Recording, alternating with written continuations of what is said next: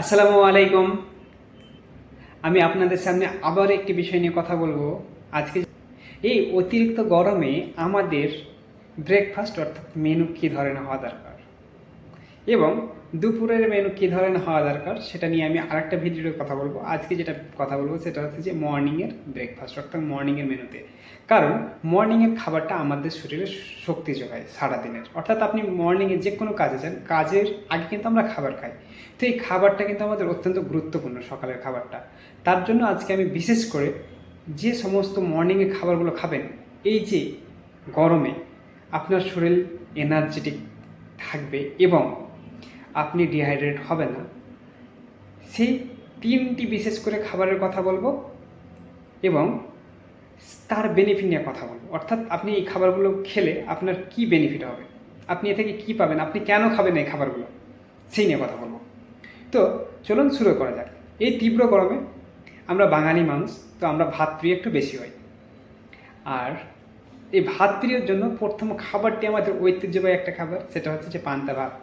হ্যাঁ, এই পান্তা ভাত যাকে আমরা হয়তো অবহেলা করি, কিন্তু এটি আপনাকে বলি, তাহলে আপনি প্রতিদিনের ব্রেকফাস্টে পান্তা ভাত রাখতে পারেন এবং এটি অত্যন্ত গুরুত্বপূর্ণ এবং এর মধ্যে রয়েছে প্রচুর পরিমাণে ক্যালসিয়াম, রয়েছে আয়রন এবং রয়েছে পটাশিয়াম এবং রয়েছে ভিটামিন বি12 অলসো, এবং এতে রয়েছে এইগুলোর মধ্যে আরেকটা ইম্পর্টেন্ট ব্যাকটেরিয়া রয়েছে, সেটা হচ্ছে যে ল্যাক্টোব্যাসিলাস।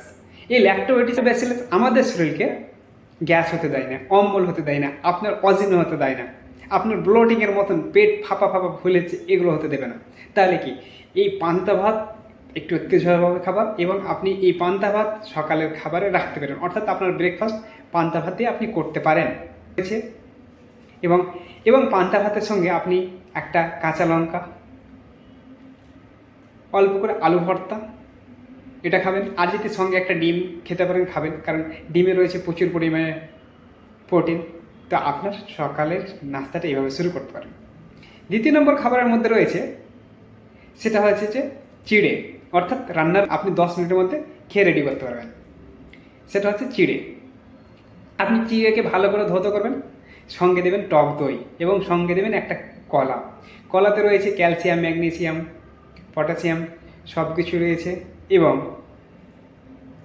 দইয়ে রয়েছে ল্যাক্টোব্যাসিলাস, যেটা গুড ব্যাকটেরিয়া, আমাদের শরীরে গ্যাস হতে দেয় না। এবং এই তিনটে যদি মিক্স একসঙ্গে খান তাহলে আপনি পেটও ভরবে এবং আপনি সারাদিন এনার্জিকট থাকবেন। এ হচ্ছে দ্বিতীয় নম্বর মেনু। তৃতীয় নম্বর মেনুতে রয়েছে, সেটা হচ্ছে যে উপীট বা উপমা, যেটা আমরা বাংলা ভাষায় বলি সুজি। কিন্তু আমি এখানে সুজিটাকে আপনাকে একটু আলাদাভাবে খেতে বলবো। আমরা বাঙালি, আমরা মিষ্টি প্রিয় মানুষ, অর্থাৎ আমাদের মিষ্টি খেতে ভালো লাগে, কিন্তু আমরা এখানে মিষ্টি খাবো না, সেটা আমরা এখানে ভেজিটেবল অ্যাড করবো। আপনি যখন সুজি রান্না করবেন সেম আপনি ক্যারট দিতে পারেন, অর্থাৎ বিটরুট দিতে পারেন। বিটরুট দিতে একটু লাল দেখাবে, তো বিটরুট ছাড়েন। তো আপনি এখানে কী কী সবজি দেবেন, সে আপনি একটু ক্যারট দিতে পারেন, গাজর দিতে পারেন এবং আপনি বিনস দিতে পারেন। আপনি ফুলকপি অ্যাড করতে পারেন, আপনি সয়াবিন অ্যাড করতে পারেন। সয়াবিনটা অত্যন্ত মানে ছোটো একটা দানা পাওয়া যায়, যেগুলো মার্কেটে পাওয়া যায় সেগুলো না, আর একটা সয়াবিন পাওয়া যায়, সেটা আপনি অ্যাড করতে পারেন এবং আপনি টমেটো অ্যাড করতে পারেন এবং আপনি হালকা পরিমাণে বাদাম, কাঁচা বাদাম অর্থাৎ বাদামকে ভিজিয়ে রেখে সেটা আপনি অ্যাড করবেন। এই বাদামে রয়েছে প্রচুর গুণাবলী, আপনারা সবাই জানেন, আমরাও জানি। তো এই তিনটি খাবার আপনি যদি সকালের ব্রেকফাস্টে খান তাহলে দেখবেন আপনি সারাদিন এনার্জেটিক রয়েছেন এবং আপনার যে দুর্বল মনোভাব কিংবা আপনি সকালে এনার্জি পাবেন। এবং একটা কথা মনে রাখবেন, এই গরমে বেশি বেশি করে চেষ্টা করবেন পানি খাওয়ার।